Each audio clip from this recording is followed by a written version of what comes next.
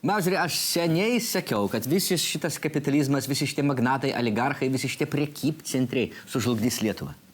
Normaliam žmogui nėra kur nuveiti apsipirkti. Kaip tai nėra, kur nuveiti apsipirkti? Visur savitarna. Kaip tik tai sunaini, kur apsipirkti, iškart apsivagi. Vat pažiūrėkit, net Algirdas Patackas, krikštolinis žmogus, disidentas, signotaras, praėjęs žmogus viską ir ugnį, ir vandenį, ir varinės Lensbergio triubas. Nuėjo prekybcentrį, apsivagi. Nu ir kas čia kaltas? Kapitalizmas žmogų priveda prie to, kad jam būtinai reikia turėti tą daiktą. Ir jeigu negali jo legaliai nusipirkti, tu jį vagi. Bet tai Patackui būtinai reikėjo tų semkių bazarnyje.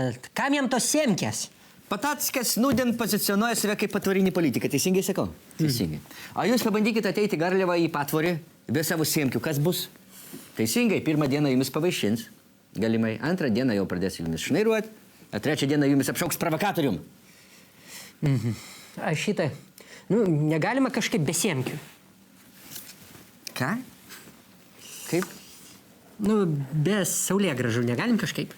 Be saulėgražų Garliavoj? Prie tvoros be saulėgražų? Ne. O tai ką ten veik be saulėgražų? Kaip tu atrodys? Gerai. Dėl semkių jūs man įrodėte. Tikrai be vogtų semkių patvory nepapolitikuosi. Bet sakykit man, gerbiamas Surski, kam reikėjo vogti lemputę obosram? Paaiškinkit man ir žiūrovui.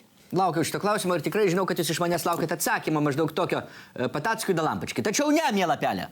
Ar jūs žinote, miela pelė, kad jūs, jeigu susikištumėt savo į burną lemputę, jūs be daktaro pagalbos jos niekaip neįsitrauktumėt? Aš žinau, ką aš šneku. Aš 3 kart bandžiau. O kam to reikia Patackui?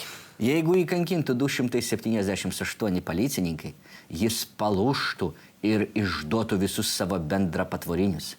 Dėl to jisai iškart iš kišenės išsitraukė lemputę ir pistis įkišo ją į burną, kad negalėtų prašnekėti. Va tai, dėl to visi patvariniai politikai visada kišeniai turi 2 dalykus – semkių ir lemputę. Jūs matau, netikit. Jūs galvojate, aš šią baiką skaldau. Ką pabandom, išsižiokit gopšai savo burną, įkišiu jums lygi glandų lemputę.